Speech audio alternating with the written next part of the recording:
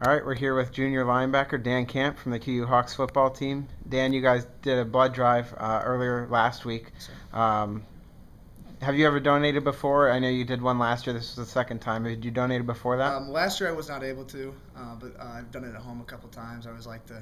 They call me up all the time asking to donate, so I always like to when I can. How important is it to you to be able to do that and help people in need like that? Oh, it's a big thing. We got such a big group of guys. 80 guys can make a big difference in a community like this. You get 80 guys donating blood. You're saving. I think it's three lives you can save with every person that donates. So that's a lot.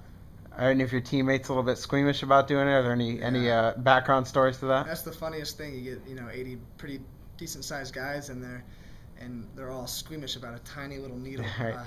My buddy Zach Vath, I don't want to call him out, but he's somebody that people see as a big tough guy, and he was nervous about that little needle. It's pretty funny. All right. As a team, you guys have kind of got this reputation now. You guys get out in the community, you do the reading at the different elementary schools. You've done some things at the games themselves.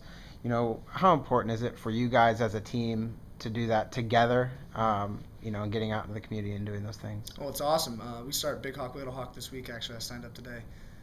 The more things that we can do in the community, it helps develop a fan base, helps people get invested in the university and the football team, and there's big things ahead for this football program, so it's good to get people behind it. All right, thanks, Dan. I appreciate it. Thank you.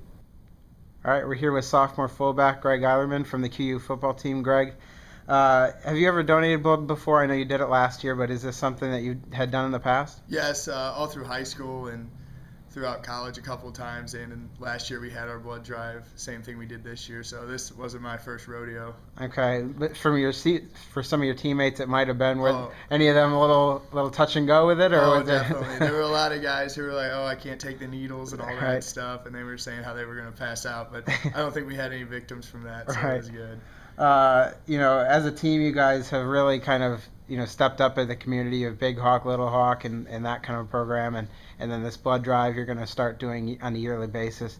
How important is it for you guys to kind of get out in the community and let people know what the off the field QU football is about? That's a big thing Coach Patrick wanted us to do, and to me and the rest of the guys, it's very important. Like with the blood drive we just had, we had so many guys volunteer, and it was not like a mandatory thing or anything. We just had a bunch of guys volunteer because they realized how important that is, especially for the Red Cross. I know that they've had a lot of stuff canceled lately, so it was good to give out and give our blood. And Big Hawk, Little Hawk, read to little kids, and just get out in the community and do the right thing. And that's what we want to pride ourselves on. All right, thanks, Greg. You're welcome.